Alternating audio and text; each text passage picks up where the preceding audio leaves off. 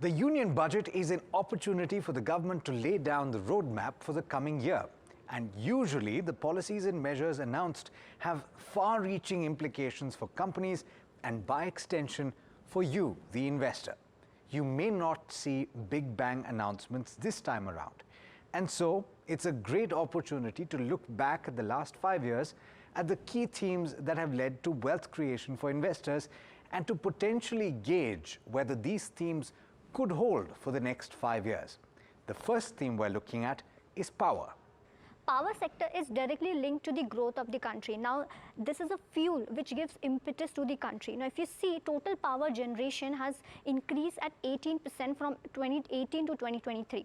And this has translated into stock performance of the company. So, you have NTPC, Power Grid, JSW, which has given returns over 3x. Now, along with power, the biggest segment that is buzzing is renewables, which is a global traction discussed in global summit like G20 summits where international targets are being set up. Indian government has also set up a target where they want to increase the renewables by 500 gigawatt by 2030. Now, companies has also done well at share price level where you see Warrior Renewables has given returns to its investors almost over 140x, followed by KPI Green Energy of 50x and Gensol Engineering, which has given returns to its investors at 48x. And that 500 gigawatts of renewable capacity is what a lot of companies are betting on and why investors feel that this is a structural story that's not going anywhere. The other structural story that everyone's focused on is railways, and that's because a lot of money is being invested by the government in this space. But specifically, what are the key themes that are likely to pan out going forward as well? Take a look. India's focus remains on expanding its railway network and improving its trains' condition. From 2014 to 2023, total railway track in kilometers stands at 25,800. Major projects taken to improve the railway condition includes Vande Bharat trains and Amrit Bharat stations and trains. Now, because of these, all the railway stocks were on a fast track. In the last 1 year, most of the railway stocks have been multi-baggers which have given returns ranging from 2 times to 5 to 6 times. And stocks like Titagarh and Jupiter Wagons have given 14 to 15 times returns in the past 5 years. If we talk about the outlook, India is set to purchase 1 lakh crore worth of trains and sets an investment of 12 lakh crores by 2030 in railways. The question is, how much will be spent in FY25?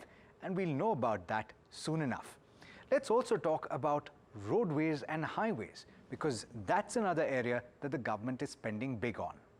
Indian roadways have flourished under the guidance of Mr. Nitin Gadkari, and India has 66.71 lakh kilometers of road network as of 2023, which is the second largest road network in the world. If we talk about national highways, national highway network has increased by 60% as compared to 2014. If we talk about highway construction in the past 5 years, it ranges from 10,200 kilometers to 13,300 kilometers.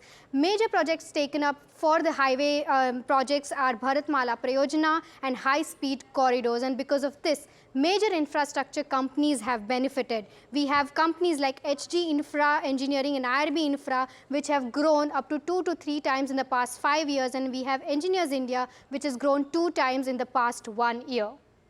Now, the 3 themes that we've discussed so far are longer-term themes, multi-year themes.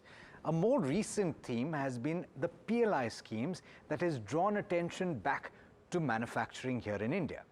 Increased need for localization and to reduce the imports were some of the key objectives of the existence of PLI schemes. So far, PLI schemes have witnessed an investment of about 1 lakh crore, which have resulted in sales of about 8 lakh crore. Some of the biggest contributors of the PLI schemes are sectors like electronic manufacturing companies, the pharma pack, the telecom companies and IT hardware companies. If you are to dissect the stock performance of it, the IT hardware stocks includes Syrma SGS Technology and ITI Limited, which have surged more than 130 to 200% over this 1 to 3 year period. Whereas in the electronic manufacturing companies, we have Shivalik Bimetal Controls and Dixon Technologies as some of the notable names. In the telecom, I want to bring your focus to Tejas Network and HFCL, which have surged more than 200% in the last 3 years. Now, if there's one sector that has benefited the most from India's drive towards self-sufficiency, it is defense. But the question is, which stocks have benefited the most? Overall, defense has seen an increasing allocation in the budget over the last 5 years, with about 13% growth in the last 1 year.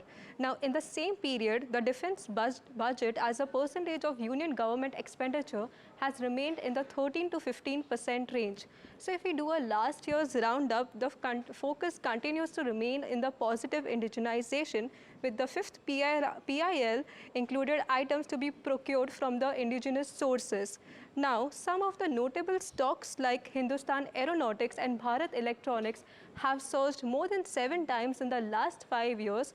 Meanwhile, in the last 1 year, including the stocks like Mazgao Dog, BML and Midhani have seen about more than 2x return.